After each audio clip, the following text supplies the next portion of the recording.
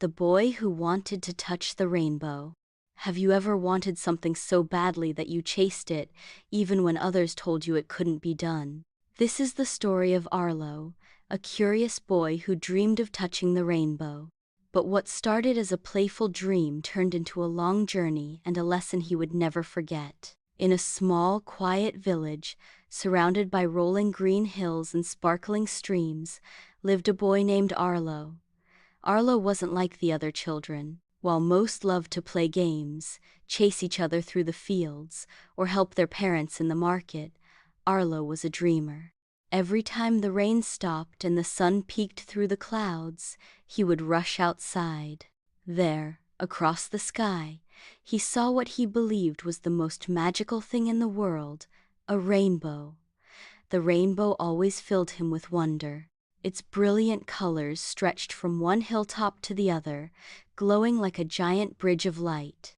And every time he stared at it, Arlo whispered to himself, "One day, I will touch it." One stormy morning, heavy rain soaked the village. But as the clouds broke apart, a rainbow brighter than any Arlo had ever seen appeared in the sky. It shimmered, glowing so close that Arlo felt he could almost grab it. He packed a little bag with bread and a flask of water. He tied his worn shoes, lifted his chin, and declared, "Today is the day. Today I will finally touch the rainbow." The other villagers saw him running toward the hills. Some laughed softly, others shook their heads. "Silly boy," they muttered. "No one can touch the rainbow." But Arlo didn't care. He was determined to prove them wrong. Arlo climbed the tallest hill near his village. His legs ached, his breath came fast, but he never looked back. At the top, he stretched out his hand, yet the rainbow seemed to leap farther away, landing on a distant hill. "Just a little more!" Arlo shouted, and he ran down the slope through the tall grass and up the next rise. Again the rainbow slipped away, and again Arlo chased it. Hour after hour he ran through fields, past streams, over rocky paths.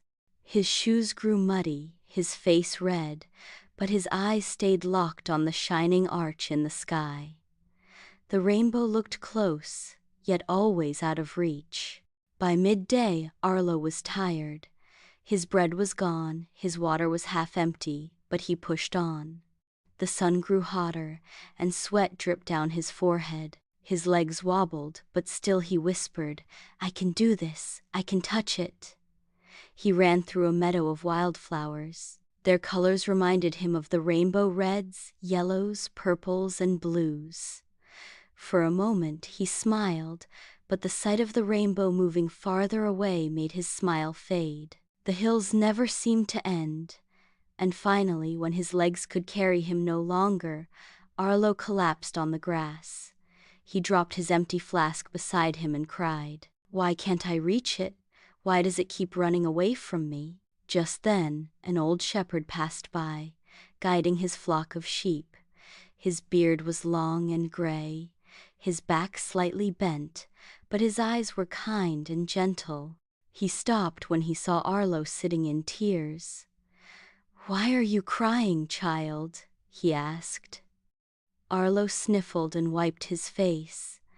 "I wanted to touch the rainbow. I chased it all day, but no matter how far I went, it always moved farther away." The shepherd sat down beside him. He set down his staff and looked toward the sky, where the rainbow still glowed brightly. The shepherd placed a hand on Arlo's shoulder and said, "Ah, my boy, rainbows cannot be caught. They cannot be held in your hands. They are made of sunlight and rain, and they live only in the sky." Arlo frowned. "But then how will I ever touch it?" The shepherd smiled gently.